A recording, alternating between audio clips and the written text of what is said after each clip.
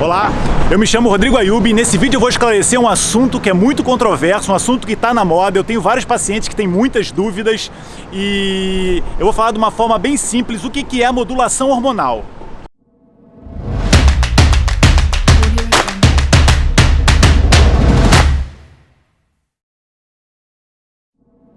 Bom, então é assim, modulação hormonal, na verdade eu gosto de chamar de equilíbrio hormonal. Eu acho que é uma palavra mais adequada. O que é equilíbrio ou modulação hormonal? Na verdade é você colocar os seus hormônios, todos eles em equilíbrio. Nossos hormônios, eles trabalham igual uma orquestra, né? Eles trabalham todos em harmonia. E a analogia é muito perfeita. Então é assim, a gente quando olha para os hormônios, a gente tem que olhar para todos.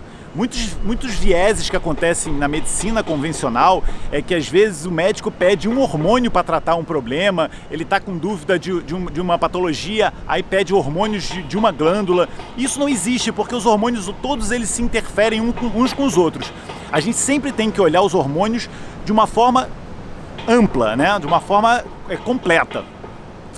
E assim, o que aconteceu com a descriminalização dos hormônios? Umas décadas atrás, eram utilizados hormônios sintéticos, por exemplo, para tratar os sintomas da menopausa nas mulheres que entravam naquela fase, né, diminuição dos hormônios sexuais, etc. Então, durante muito tempo, foi usado para essas mulheres, para tratar os sintomas da menopausa. Os sintomas principais eram os calores, as tonturas, né? Aqueles sintomas vasomotores, eram usados hormônios sintéticos, por exemplo, os estrogênios sintéticos ou então estrogênios derivados de outras espécies animais, como foi usado, por exemplo, o Premarin, que era a partir de urina de égua prenha. E é óbvio que isso não dá certo no corpo de um ser humano, né? De uma mulher, porque você desregula o eixo hormonal dela. Esse é o ponto número 1, era dado um hormônio sintético que tem uma potência terapêutica muito maior do que o nosso hormônio fisiológico, ou então um hormônio de cavalo. E além disso, ele era dado isoladamente e era, na maioria das vezes, ignorado os outros hormônios. Uma mulher na menopausa, ela tem diminuição de estrogênio, mas tem uma diminuição muito maior da progesterona.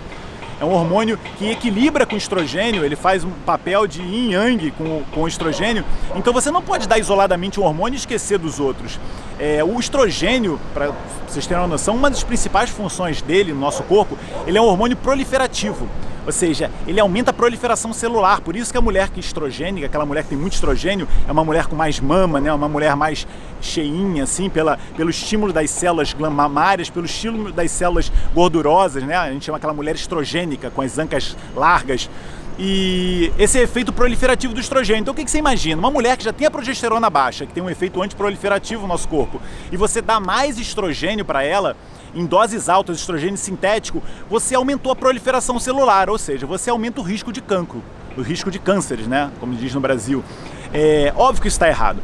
Quando a gente fala em equilíbrio hormonal, nunca na vida é dar um hormônio de forma isolada, um hormônio com alta potência, nunca é isso. A gente olha todos os hormônios, eu digo a gente, principalmente os médicos que têm essa visão, que a gente chama os médicos da medicina anti-envelhecimento, ou qualquer outro médico que tem essa visão holística dos hormônios. E aí a gente, antes da gente fazer qualquer tipo de tratamento hormonal, o que a gente faz é olhar os hormônios todos, olhar o organismo da pessoa como um todo, tá bem? A partir de dosagens dos exames no sangue ou na saliva, ou a partir da clínica mesmo do paciente, porque muitos hormônios a gente consegue ver principalmente pela clínica do paciente, muito mais do que pelos exames. E a partir daí a gente pode traçar uma estratégia terapêutica. Ponto número 1. Ponto número 2, a estratégia terapêutica muitas vezes não é dar o hormônio, entendeu? Porque muitas vezes a gente consegue equilibrar os nossos hormônios do corpo com a mudança de hábitos. Inclusive é isso que eu vou explicar nesse vídeo. Eu vou dar 8 formas da gente equilibrar os hormônios do nosso corpo sem ter que dar hormônios. Dar hormônios ou prescrever para o paciente hormônios naturais, que a gente chama isso também, a gente nunca usa hormônios sintéticos na modulação hormonal, a gente sempre usa hormônios que a gente chama isomoleculares ou hormônios bioidênticos, que são hormônios que têm a conformação muito parecida com a nossa. com a conformação dos hormônios que a gente produz. Dessa forma, o nosso corpo entende que é como se fosse uma suplementação, tanto que alguns hormônios, como o DHA, o dehidroepiandrosterona nos Estados Unidos, ele é vendido como suplemento alimentar, tá bem? E porque existe no nosso corpo, inclusive ele não pode ser patenteado. E isto, inclusive, é um outro viés, porque, na verdade, a indústria farmacêutica, ela só lucra com o que não existe no nosso corpo, com o que não existe na natureza, porque ela pode fazer patente, né? Senão ela não consegue patentear uma substância que é própria do nosso corpo. E o nosso corpo, ele só lucra com o que é do nosso corpo, com o que é da natureza. Ou seja, existe aí um conflito de interesses da indústria farmacêutica, que só pode lucrar com o que não existe no nosso corpo, e do nosso corpo, que só lucra com o que existe na natureza. Por isso que a gente sempre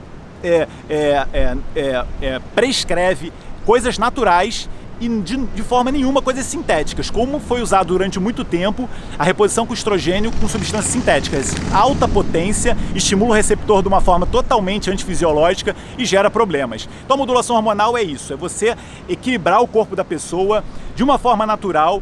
E quando for necessário a utilização de hormônios, usa esses hormônios isomoleculares, os hormônios bioidênticos, que têm um efeito muito parecido com os nossos hormônios naturais. Sempre que fizer isso, você tem que ter cuidado com as doses, tem que ter cuidado com os receptores, ativação de receptores. Você nunca pode fazer em doses altas, porque à medida que vai diminuindo o hormônio no nosso corpo ele é muito inteligente, então ele vai baixando os receptores. Aí se você faz uma dose muito alta no início de qualquer hormônio, mesmo ele sendo bioidêntico, ele pode fazer mal, porque o corpo não vai estar adaptado. Então, você tem que procurar um médico, você tem que saber a forma como o seu corpo está reagindo a qualquer tipo de suplementação, e numa fase inicial, você tem que fazer as técnicas naturais para estimular os hormônios do nosso corpo. Nunca pensar em reposição antes disso, porque inclusive você tem que modular os receptores e você tem que modular as enzimas que participam da cascata hormonal. Então é sempre a forma natural. Vou falar 8 formas que a gente tem de equilibrar, as principais formas que a gente tem de equilibrar os nossos hormônios. Primeiro, alimentação saudável. Quando a gente faz uma alimentação saudável, com baixa ingesta, por exemplo, de açúcares, você diminui a sua insulina, que é um hormônio inflamatório, é um hormônio que interfere com o funcionamento dos outros hormônios e é um hormônio que faz muito mal para o nosso eixo hormonal. Quando a gente faz uma alimentação saudável, com vários fitonutrientes, a gente dá para o nosso corpo minerais, por exemplo, que participam das enzimas que ativam os hormônios. Por exemplo, alimentos ricos em selênio ativam uma enzima chamada deiodinase, que é uma enzima que participa da transformação do hormônio T3, do hormônio T4 em hormônio T3, os hormônios tiroidianos. Quando a gente come alimentos ricos em zinco, a gente modula uma enzima chamada aromatase, que ela participa dos nossos hormônios sexuais. Quando a gente tem uma alimentação rica em minerais de uma forma geral, como com sal integral ou com uso frequente do limão, a gente modula a nossa suprarrenal, a gente equilibra a nossa glândula suprarrenal, aquela glândula que fica acima do rim, também chamada de adrenal, que é uma glândula que participa da formação do cortisol e de outros hormônios importantes para o nosso corpo. Enfim, a alimentação saudável é uma das principais formas da gente equilibrar vários hormônios do nosso corpo. Quando a gente fala de alimentação, a gente tem que lembrar sempre também dos períodos de jejum. Eu falo muito sobre jejum. O jejum é uma forma que a gente tem de otimizar hormônios do nosso corpo de uma forma totalmente natural, uma forma grátis e uma forma altamente fisiológica. O ser humano sempre fez períodos de jejum na história da humanidade, e essa coisa de comer de 3 em 3 horas é muito recente e não faz bem para o nosso corpo. Então, com o jejum, a gente aumenta a produção do hormônio do crescimento, a gente aumenta a produção do glucagon, a gente aumenta a produção do hormônio luteinizante, que estimula a testosterona, a gente baixa a insulina, como eu já falei, que ela interfere com outros hormônios, ou seja, o jejum, ele otimiza vários hormônios e equilibra hormônios do nosso corpo. O jejum é uma técnica.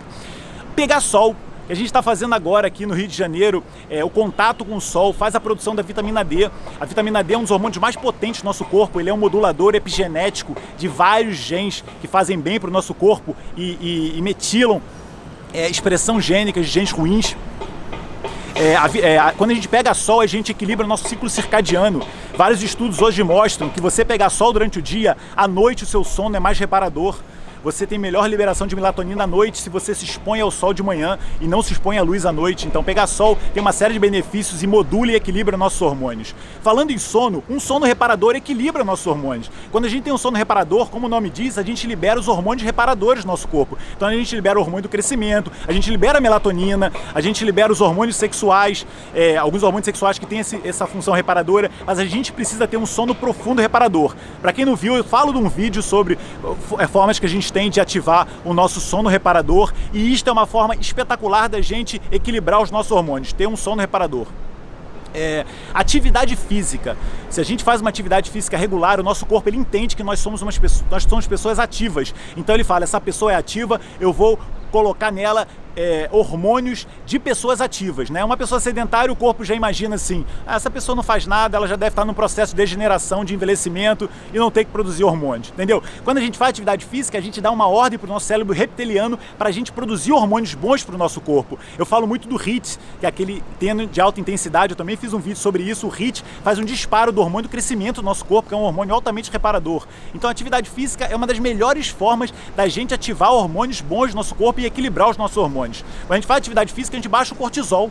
Cortisol é um hormônio de estresse, é um hormônio que atrapalha muito o funcionamento do nosso corpo. E na atividade física, se não for em excesso, é claro, que eu sempre estou falando as coisas dentro de um equilíbrio.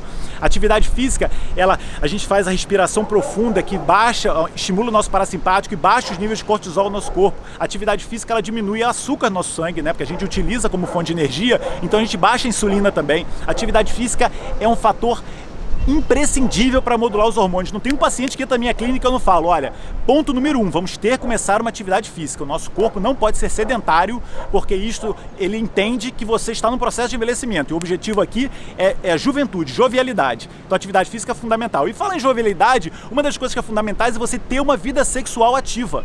Você tem que ser uma pessoa sexualmente ativa também para o seu cérebro entender que você ainda é jovem.